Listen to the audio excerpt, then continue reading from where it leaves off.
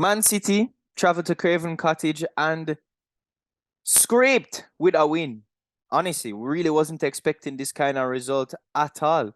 And it took a Julian Alvarez special to make it happen. And boy, was it a special. What a goal that was. I mean, when you can take somebody off the bench and have them produce something like that, what do you expect? But were Fulham unlucky to not at least get a point against City? No, I mean, the scoreline you probably didn't expect it to be 2-1, but I don't think it was a scraping win from City. They nullified Fulham very well. As we expected, without Mitrovic, they're pretty much toothless. I know his replacement scored, Carlos Vinicius, but at the end of the day, you know, either if you win by 5 goals or 1 goal, they're all 3 points. And it was a very professional performance from City. How important was this win for the title race, just as far as the mental side of it goes, to push through the momentum? Yeah, I mean, 100%. I think for the first time in what, months now, City are actually in the driving seat. Or we talk about, oh yeah, City are going to be the favorites now, but they're actually in first place now, and that is with a game in hand still. So this game was big, and 3 points is all they needed, and they got that. That's without Kevin De Bruyne, who it's probably mind games from Pep, but he's saying he doesn't feel good, and he doesn't know how long he'll be out for. Well, all right, let me ask that then with a different perspective.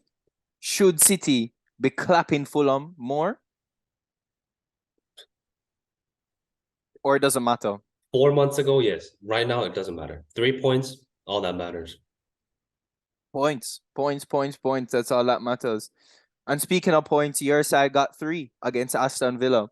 And I would say in quite impressive fashion, to be honest. I mean, I think it was a given that you were going to give up chances, which you did, a lot of chances. Aston Villa were probably lucky to not equalize and not score. But to keep a side that has scored in every single game since Emery has come in, to keep a clean sheet against them with 2 of your starting centre backs out, that's a big plus. That's a good response from what happened against Tottenham. Yeah, a very good response. I was shaking when Malacia conceded that last free kick because that's where Lucadina scored from in the reverse fixture. And I was hoping that it would not be a repeat. But yeah, I mean, both sides had chances to score. I think the first half was impeccable. First half, Villa didn't sniff a chance. Second half, more the same story. Villa grew into the game. They had some chances here and there. But it was obvious what we were trying to do, get those balls in behind. And 99% of the times, that final ball didn't work. Something was lacking. And of course, it's a bit hard, right? When you're trying to get somebody in behind from that far back, the pass needs to be very precise. But the one, it was an innocuous header. It was almost more of a clearance than a pass from Casemiro that created the opening for Rashford. When you're playing that high of a line, you got to be switched on 100%. And I think just at that moment, Konsa just about switched off, kept Rashford on side, and that's how the game went. Yeah, I mean, that's easier said than done against a man like Marcus Rashford, who lives for peeling off the back of a centre back, really, a slow centre back. But other than him, who has been in sensational form in front of goal, a player that I was criticizing in front of goal or in the final third in general, Bruno Fernandes, came through clutch today with the all important goal after rebound from that one Marcus Rashford shot. Broken clock right twice a day, or is he coming back? No, I mean, here's the thing, right? He's been a bit wasteful in front of goal. I'll give him that. He should have had this season. He should have had at least 3, 4 more goals. I mean, you can think off the top of my head, the Tottenham one. He should have scored that. But yeah, good finish from him today. A bit of luck involved in that deflection off of the left back. But I mean, he scored, I think it was 28 goals in all competitions 2 years ago. He has it in him. No midfielder on your side is reaching that numbers. Yeah, let's calm down. Let's calm No, down. there nobody is. I will see about that. The side is young. Odegaard is balling. A lot of goals from him. But we'll Ode get to that. yeah, we'll get to that. Odegaard is a weak motherfucker. No, no, no.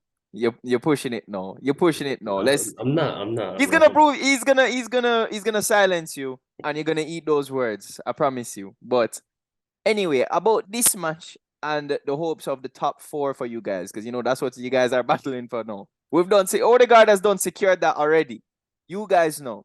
Is this a statement for you guys to secure that top four spot after the Tottenham loss today? That was crucial for you. Well, to be honest, I would have preferred a draw between Liverpool and Tottenham because Liverpool are on fire pretty much. But yeah, 1-0 win against technically a rival. I mean, albeit Aston Villa with a very small chance. 1-0 win. Again, 3 points is all that matters.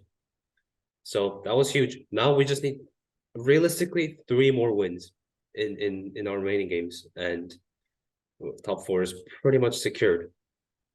But will you do it? Will Man U qualify for the top four? I mean, I think so, barring a historic meltdown.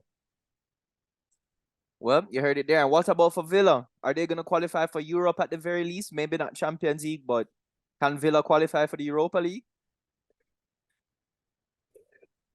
I think they'll fall just short. Oh, wow. I Oh, think wow. I think they'll be just short. I mean, look at Liverpool now. I mean, we'll touch on it right now, but Liverpool are on fire pretty much. Yeah, they're definitely on the rise. And in very impressive circle. Well, I mean, I don't even know what to call this. This was, if you topsy turvy to say the least. I mean, you go up 3-0 so early on in the first half to just let the lead go and then to somehow clinch it back within stoppage time again, thanks to Diogo Jota. I mean, what a game that was. But are we more impressed with Liverpool in this match?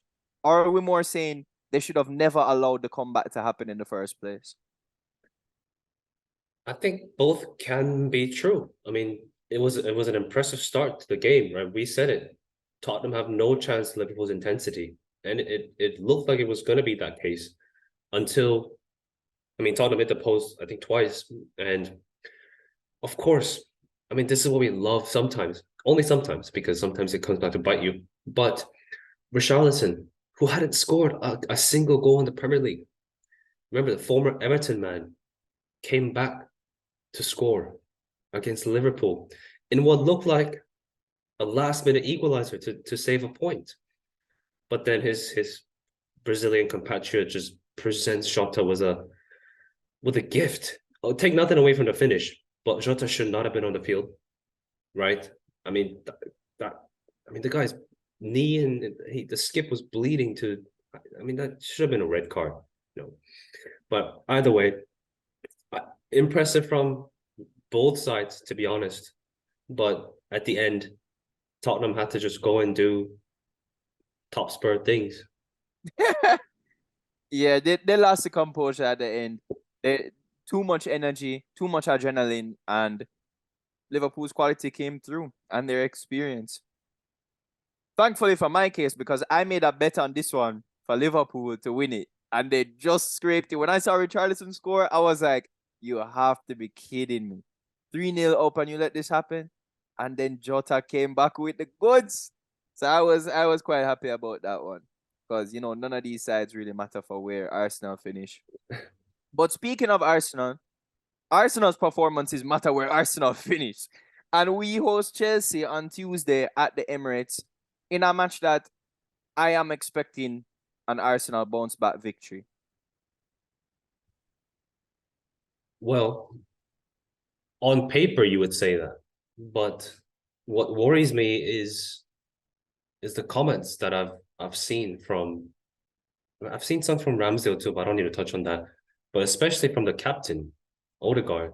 The guy's already reflecting on the season. We still have, I mean, in Arsenal's case, 5 more games to go. City's case, 6 more games to go. And the guy is talking about, oh, we learned from Newcastle, and now we have top four secured.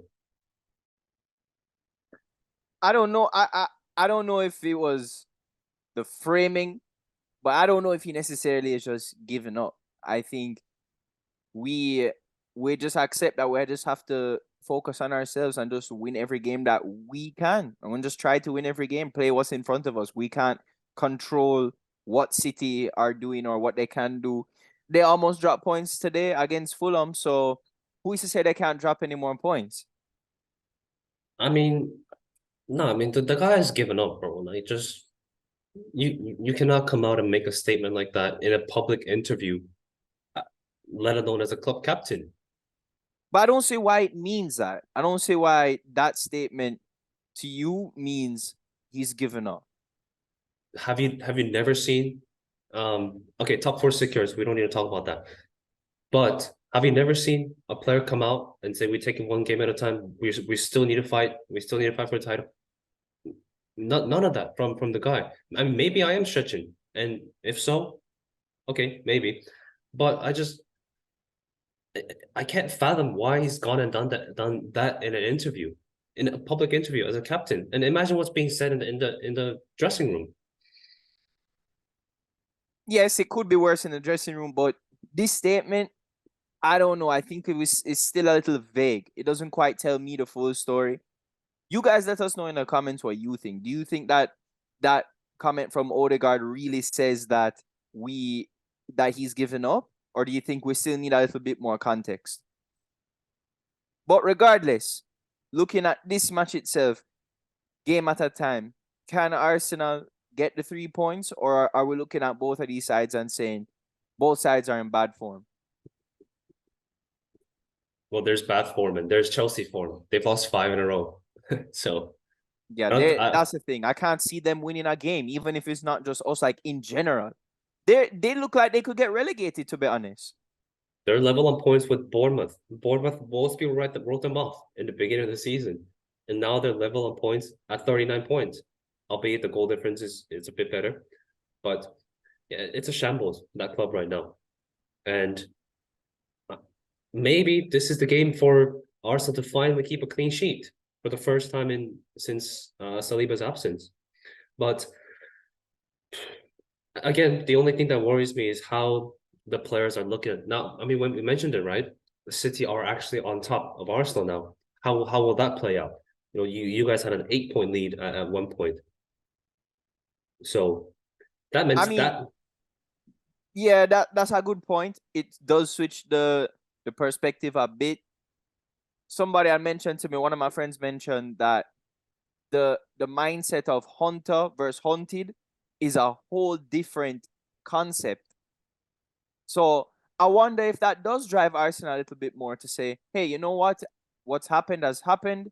Let's move on and let's just go all out. We have nothing to lose. So maybe it does free up Arsenal a little bit more. We don't know. And that's why football is such a funny game. We never know what can happen. And guess what? City can still drop points. They still have difficult matches. So I'm going to obviously be on the optimistic side, but I genuinely believe that that's what's going to happen. After I watch the documentary, I mean, I'm not saying Arsenal are definitely going to make anything happen, but I'm saying after watching that documentary, I have full faith that Arteta is going to at least say the right things. the documentary that saw Arsenal fail to qualify for the top four, you mean? That Just same saying, documentary? that's why I say I'm not saying it's necessarily going to happen or anything's going to happen. I'm just saying I have faith that he's going to say the right things. And even Arteta hasn't looked the same the past 3 games. The guy is usually I don't like watching the guy because he always somehow seems to get away with encroaching the touchline. I mean, there's a box for the coaches to The stay within. technical area. Yeah, and then there's no regard for technical area for him, right? You know from watching him, and we just haven't seen that from him in the last even at Anfield maybe. So I mean, is something wrong with the whole from down to the manager all the way to manager to the squad? I don't know. I am stretching on this one. I'll give you that. But the thing about your comment on Hunter and Hunted, or Hunter or Hunted, Arsenal are both right now. They have to be a hunter, but they're also being hunted down, and they've already been hunted down. right, by City. So that's what makes it tough. Like City have been there, done it before. Arsenal have never been there, never done it, at least with Right. this squad. And that's why the pressure is always going to be against Arsenal, because Arsenal still have to prove something. So everyone's going to be eyes on that. City have already proven it. So, as we said, as we spoke about before, that pressure, there's not really much pressure or eyes on City, because it's like, oh, okay, they've already done it. They've proven, they've established themselves. Let's see what these guys can do. It's like when a new player comes into your club, you want to see what the new player can do. But a player who's already established themselves, you're like, okay, they've already done their business. So I think that's where the pressure is always going to be on Arsenal, no matter what, until we do finally win it. But I mean, I just yeah, anything can happen. Anything can happen. Really. I don't want to write it off yet. Well, I'm not writing it off. I'm enjoying this moment because you guys know how he's been this whole season, I mean, and can you blame me though? Can you blame me? I no, mean, I don't blame you. I don't blame you. Including you and a majority of the Arsenal fans. And I mean, I told you this, right? Arsenal probably deserve this if they do go on and win the league, but not the fans. I hate your fans. I can't no, stand but them. no, but we gotta enjoy while we can. We know that we weren't gonna. We knew that that position was always gonna be under threat. We knew that. We know right now that we're not the favorites. We're not expecting to win it. We know that already. 99% chance we don't. But it's like, why not enjoy it? While we're already there, we just knew, like, all right, this is probably gonna last for like maybe a week, so let's just enjoy. And then when it kept going, it's like, let's keep enjoying as long as we can until the moment was basically eventually going to happen, and it did. But hey, I think Arsenal have shown throughout the course of this season that we belong around the top. We've shown that we're there, we're on the come up. Now it's about, can we maintain being up there? That's what it's about. Creating that stability. Well, yeah, I mean, there's no denying that. Yeah, you definitely deserve to be in the Champions League, and I'm sure you're looking forward to it for next season as well. So, That I am. That's all we have time for today. Guys, thanks for tuning in as always. We hope you enjoyed your time with us. Remember to subscribe, to leave comments, and share with your friends. Follow us on social media at FOTBpod. Don't forget to leave a review, rating, and most importantly, don't forget to turn on those notifications. Join us again next time as we discuss the highly anticipated upcoming Premier League action. Thanks again as always. See you then.